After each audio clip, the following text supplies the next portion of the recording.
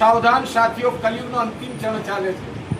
ચારે તરફ આપણે ટીવી, મીડિયા, મોબાઈલ તમામ જગ્યાએ જોઈએ છે। ચારે બાજુ આગ ફાટી છે। દાવાનો લાગ્યો છે, મારું તારું, લડાઈ ઝઘડા, કુટુંબ કબીલા, પુત્ર પરિવાર, અનંતો પ્રકારના દુઃખની દાવાનળની આગ લાગી છે। ક્યાંય શાંતિનું નામો નિશાન નથી।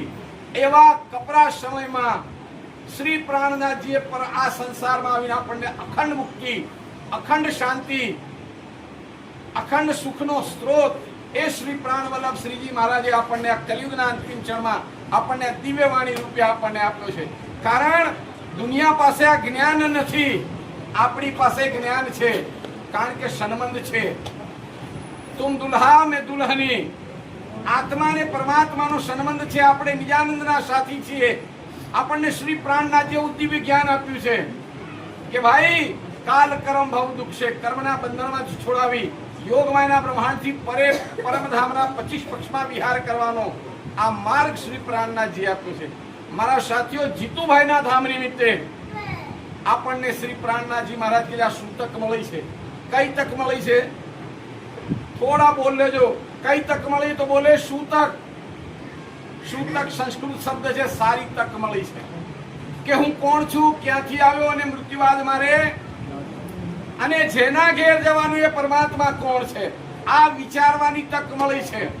આપણ સૌને ખબર છે કે આપણી આત્માનો અનાદ પ્રથમ નિરાકાર કે પાર, ફિર તીન પાર કે પણ જેને ખબર નથી એને આપણને આ વિચારવાની તક મળી છે કે હું કોણ છું, ક્યાંથી આવ્યો અને મૃત્યુ બાદ મારે ક્યાં જવાનું।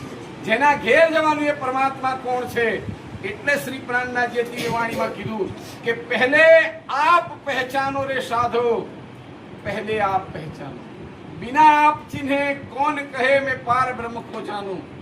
जीतूभाई પોતે શ્રી પ્રાણવલ્લભ અક્ષરાતીત રાજ્યમાતના દિવ્ય ચરણ કમલમાં આ બ્રહ્મવાણી દ્વારા પોતાના જીવનને વ્યતીત કર્યું છે। ધનીજીના ચરણોમાં પ્રાર્થના, શ્રી પ્રાણનાથજીના ચરણમાં પ્રાર્થના છે કે સદૈવ આનંદની લીલામાં રત રહે। પણ એમની પાછળ જે સ્વજન છે એ સ્વજનને પણ આ જ્ઞાન માર્ગ દ્વારા આત્મકલ્યાણનો માર્ગ ચીંધાય અને એ પણ પરમાત્માના દિવ્ય ચરણ કમલને પ્રાપ્ત કરે એવી મંગલ કામના।